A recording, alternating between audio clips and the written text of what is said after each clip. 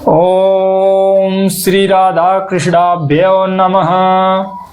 श्रीमद्भागवत महापुराण प्रथम स्कंद अध्याय 6 नारद जी के पूर्व चरित्र का शेष भाग। श्री सूत जी कहते हैं,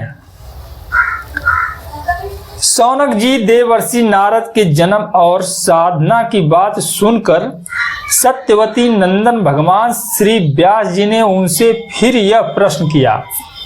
श्री व्यास जी ने पूछा, नारद जी, जब आपको ज्ञानोपदेश करने वाले महात्मा गण चले गए तब आपने क्या किया? उस समय तो आपकी अवस्था बहुत छोटी थी। स्वयंभू आपकी शेष आयु किस प्रकार व्यतीत हुई और मृत्यु के समय आपने किस विधि से अपने शरीर का परित्याग किया? देवर्षे, काल तो सभी वस्तुओं को नष्ट कर देता है। उसने आपकी इस पूर्व कल्प की स्मृति को कैसे नाश नहीं किया? श्री नारद जी ने कहा, मुझे ज्ञानोपदेश करने वाले महात्मा गण जब चले गए तब मैंने इस प्रकार अपना जीवन व्यतीत किया। यद्यपि उस समय मेरी अवस्था बहुत छोटी थी। मैं अपनी माँ का इकलौता लड़का था। एक तो वह स्त्री थी, दूसरे मूढ़ और तीसरे दासी थी। मुझे भी उसके सिवाय और कोई सहारा नहीं था। उसने अपने को मेरे स्नेह पास से जकड़ रखा था। वह मेरे योग क्षेम की चिंता तो बहुत करती थी, परंतु पराधीन होने के कारण कुछ कर नहीं पाती थी। जैसे कठपुतली नचाने वाले की इच्छा के अनुसार ही नाचती है, वैसे ही यह सारा संसार ईश्वर की अधीन है। मैं भी अपनी माँ के स्नेह बंधन में बंधकर उस ब्राह्मण बस्ती में ही रहा। मेरी अवस्था केवल 5 वर्ष की थी। मुझे दिशा, देश और काल के संबंध में कुछ भी ज्ञान नहीं था। एक दिन की बात है, मेरी माँ गौ दोहने के लिए रात के समय घर से बाहर निकली। रास्ते में उसके पैर से सांप छू गया। उसने उस बेचारी को डस लिया। उस सांप का क्या दोष? काल की ऐसी ही प्रेरणा थी। मैंने समझा, भक्तों का मंगल चाहने वाले भगवान का यह भी एक अनुग्रह ही है। इसके बाद मैं उत्तर दिशा की ओर चल पड़ा।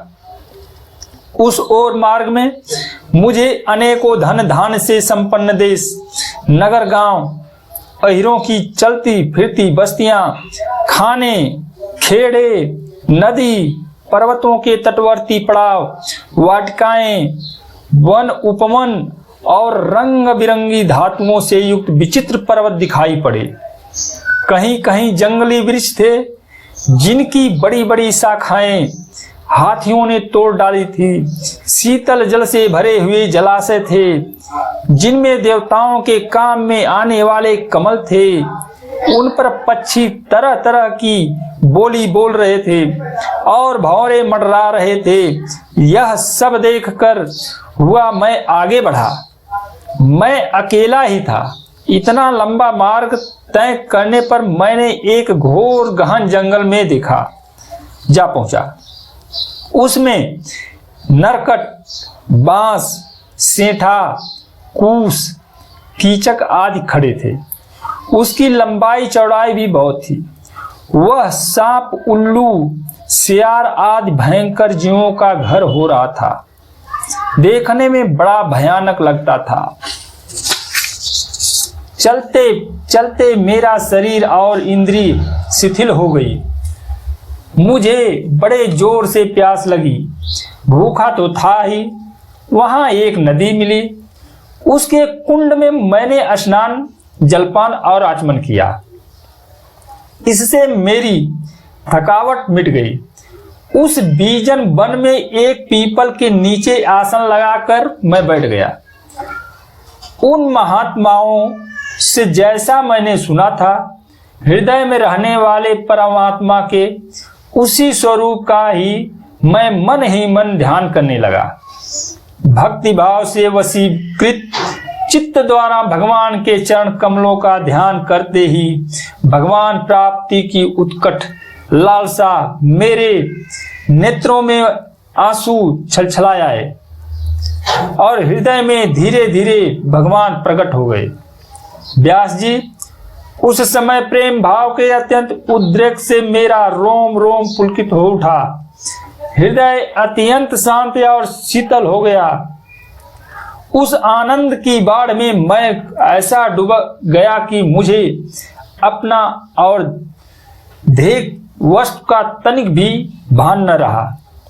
भगवान का वह अनिर्वचनीय रूप समस्त शोकों का नाश करने वाला और मन के लिए अत्यंत लुभावना था।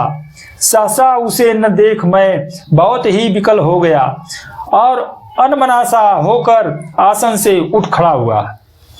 मैंने उस स्वरूप का दर्शन फिर करना चाहा, किंतु मन को हृदय में सम्माहित करके बार बार दर्शन की चेष्टा करने पर भी मैं उसे नहीं देख सका। मैं अतृप्त के समान आतुर हो उठा। इस प्रकार निर्जन वन में मुझे प्रयत्न करते देख स्वयं भगवान ने, जो वाणी के विषय नहीं है, बड़ी गंभीर और मधुर वाणी से मेरे शोक को शांत करते हुए से कहा, खेद है कि इस जन्म में तुम मेरा दर्शन नहीं कर सकोगे। जिनकी वासनाएं पूर्णतया शांत नहीं हो गई है, उन अधकचरे योगियों को मेरा दर्शन अत्यंत दुर्लभ है। निष्पाप बालक, तुम्हारे हृदय में मुझे प्राप्त करने की लालसा जागृत करने के लिए ही मैंने एक बार तुम्हें अपने रूप की झलक दिखाई है। मुझे प्राप्त करने की आकांक्षा से युक्त साधक धीरे धीरे हृदय की संपूर्ण वासनाओं को भली भांति त्याग कर देता है। अल्पकालीन संत सेवा से ही तुम्हारी चित्तवृत्ति मुझ में स्थिर हो गई है। अब तुम इस प्राकृतिक मिलियन शरीर को छोड़कर मेरे पार्षद हो जाओगे। मुझे प्राप्त करने का तुम्हारा यह दृढ़ निश्चय कभी किसी प्रकार नहीं टूटेगा। समस्त सृष्टि का प्रलय हो जाने पर भी मेरी कृपा से तुम्हें मेरी स्मृति बनी रहेगी। आकाश के समान अव्यक्त सर्वशक्तिमान महान परमात्मा इतना कहकर चुप हो रहे। उनकी इस कृपा का अनुभव करके मैंने उन श्रेष्ठों से भी श्रेष्ठतर भगवान को सिर झुकाकर प्रणाम किया। तभी से मैं लज्जा संकोच छोड़कर भगवान के अत्यंत रहस्यमय और मंगलमय मधुर नामों और लीलाओं का कीर्तन और स्मरण करने लगा और मदमत्सर मेरे हृदय से पहले ही निवृत्त हो चुके थे। अब मैं आनंद से काल की प्रतीक्षा करता हुआ पृथ्वी पर विचरने लगा। व्यास जी, इस प्रकार भगवान की कृपा से मेरा हृदय शुद्ध हो गया, आसक्ति मिट गई और मैं श्री कृष्ण परायण हो गया। कुछ समय बाद जैसे एकाएक बिजली कौंध जाती है, वैसे ही अपने समय पर मेरी मृत्यु आ गई। मुझे शुद्ध भगवत पार्षद शरीर प्राप्त होने का अवसर आने पर प्रारब्ध कर्म समाप्त हो जाने के कारण 5 भौतिक शरीर नष्ट हो गया। कल्प के अंत में जिस समय भगवान नारायण एकाकर्ण प्रलयकालीन समुद्र के जल में शयन करते हैं, उस समय उनके हृदय में शयन करने की इच्छा से इस सारी सृष्टि को समेटकर ब्रह्मा जी जब प्रवेश करने लगे, तब उनके श्वास के साथ मैं भी उनके हृदय में प्रवेश कर गया। 1 सहस्र चतुर्युगी बीत जाने पर जब ब्रह्मा जी जगे और उन्होंने सृष्टि करने की इच्छा की, तब उनकी इंद्रियों से मरीच आदि ऋषियों के साथ मैं भी प्रकट हो गया। तभी से मैं भगवान की कृपा से वैकुंठ आदि में और तीनों लोकों में बाहर और भीतर बिना रोक टोक विचरण किया करता हूँ। मेरे जीवन का व्रत भगवत जन अखंड रूप से चलता रहता है। भगवान की दी हुई इस स्वर ब्रह्म से विभूषित बीड़ा पर तान छोड़कर मैं उनकी लीलाओं का गान करता हुआ सारे संसार में विचरता हूँ। जब मैं उनकी लीलाओं का गान करने लगता हूँ, तब वे प्रभु जिनके चरण कमल समस्त तीर्थों के उद्गम स्थान हैं और जिनका यशोगान मुझे बहुत ही प्रिय लगता है, बुलाए हुए की बात तुरंत मेरे हृदय में आकर दर्शन दे देते हैं। जिन लोगों का चित्त निरंतर विषय भोगों की कामना से आतुर हो रहा है, उनके लिए भगवान की लीलाओं का कीर्तन संसार सागर से पार जाने का जहाज है। यह मेरा अपना अनुभव है। काम और लोभ की चोट से बार बार घायल हुआ हृदय श्री कृष्ण सेवा से जैसी प्रत्यक्ष शांति का अनुभव करता है, यम नियम आदि योग मार्गों से वैसी शांति नहीं मिल सकती।